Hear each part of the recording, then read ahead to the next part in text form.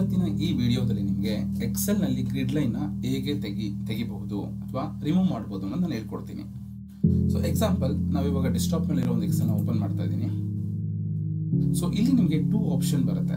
ಒಂದು ಯಾವ ಥರ ಅಂದರೆ ವ್ಯೂ ಅನ್ನೋ ಆಪ್ಷನ್ಗೆ ಹೋಗಿ ಹೋಮ್ ಪೇಜಲ್ಲಿ ಇರ್ತೀನಿ. ನೆಕ್ಸ್ಟ್ ವ್ಯೂ ಅನ್ನೋ ಆಪ್ಷನ್ ಹೋಗಿ ಇಲ್ಲಿ ಗ್ರಿಡ್ ಲೈನ್ಸ್ ಅಂತ ಇದೆಯಲ್ಲ, ಇದನ್ನು ಅನ್ಟಿಕ್ ಮಾಡಿದ್ರೆ ನಿಮಗೆ ನೋಡಿ ಗ್ರಿಡ್ ಲೈನ್ ರಿಮೂವ್ ಆಗಿದೆ.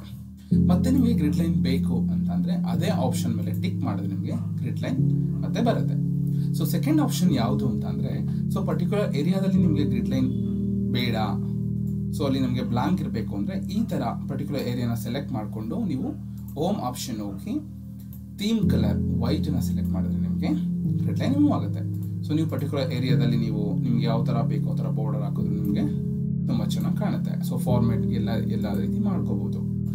ಸೊ ಇದನ್ನ ನೀವು ಎಕ್ಸೆಲ್ ಶಾರ್ಟ್ ಕಟ್ ಮಾಡಬಹುದು ಅಂತ ಒಂದು ಆಪ್ಷನ್ ಇದೆ. So alt enter WVG click ಮಾಡಿದ್ರು ಕೂಡ ನಿಮಗೆ ಗ್ರಿಡ್ ಲೈನ್ ರಿಮೂವ್ ಆಗುತ್ತೆ. ಎಕ್ಸಾಂಪಲ್ ಆಲ್ಟ್ WVG ನೋಡಿ ಗ್ರಿಡ್ ಲೈನ್ ರಿಮೂವ್ ಆಗಿದೆ.